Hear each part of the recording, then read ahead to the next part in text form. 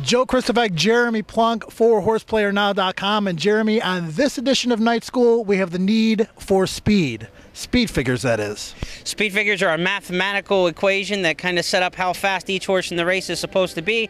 It's turning living, breathing blood into a mathematical number.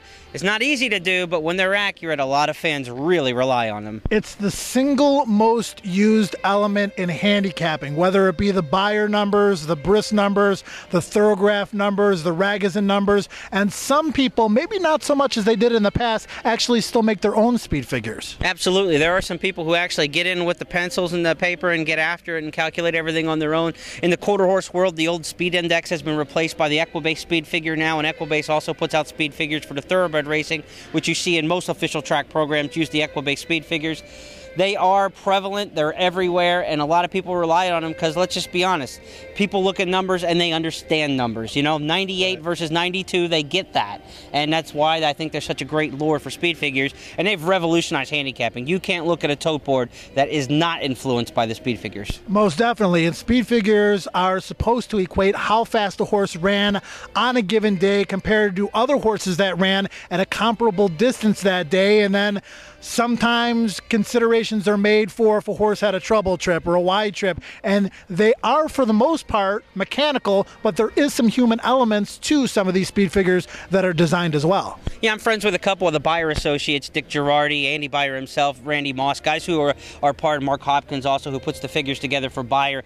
There is some human adjustment to all these figures. I know I was talking with Randy a little while back about a particular race at Arlington this summer where he said the figure could be anywhere between 10 and 12 points difference because the track got faster or slower throughout the day. So there's some variance in how they think a race may lay out, and after you assign a figure to it, sometimes you have to go back and readjust it later because you realize these horses have come back and none of them have reproduced that figure, or maybe they all ran faster than that figure. So there will be some adjustment and some human calculation that goes into it after the fact in adjusting a final figure. Now, I think speed figures can be used as a foundation. I think it's a good starting point to see whether or not a horse fits a race. A lot of people talk about par figures. How good is a speed figure in the case of a Beyer for a $10,000 claiming race at, say, Keeneland? You can get a good idea that way. But, Jeremy, sometimes we see inflated figures. Let's use the Beyers for an example. A horse that runs 60s and 70s all of a sudden pops up with an 88, but sometimes there are reasons for that. They may have been pace advantaged. Yeah, when you look at a speed figure, a couple things are needed. You need a fast early pace and you need a fast final time. If a race is slow early and fast late, it's rarely going to get a big speed figure. So you're going to see inflated figures a lot of times in times where horses go wire to wire, where they set all the tone and draw off and win easily in a very impressive performance. But it can be overinflated that way. A horse like Zenyatta is never going to get a fast speed figure because she runs so slow early. No matter how fast she runs late, the math isn't going to work out that number is going to skyrocket up into those 130 stratospheres of a Ghost Sapper. You know, Ghost Sapper, a horse who was very fast early in a race and could draw off like he did in the Breeders' Cup, getting one of the biggest figures ever, skip away the same way.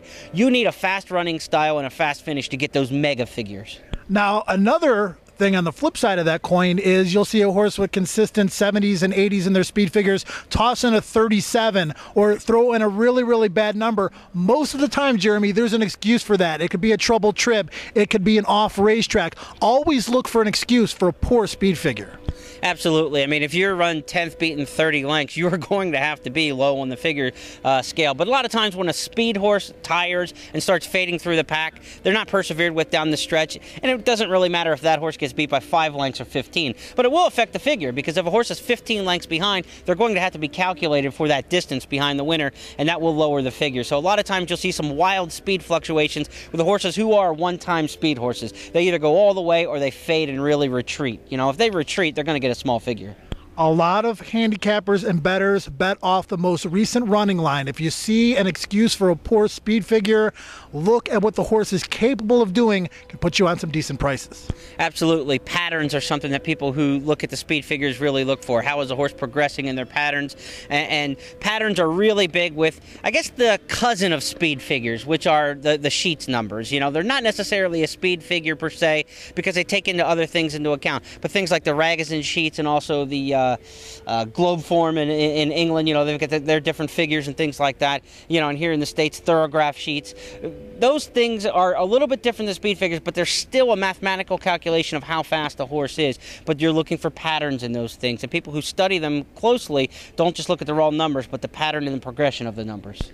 One thing we know about night school, it's always fast-paced. Enjoy the next hour with our special guest panelists, and we'll have a good time as always, and hopefully learn a lot this week about speed figures.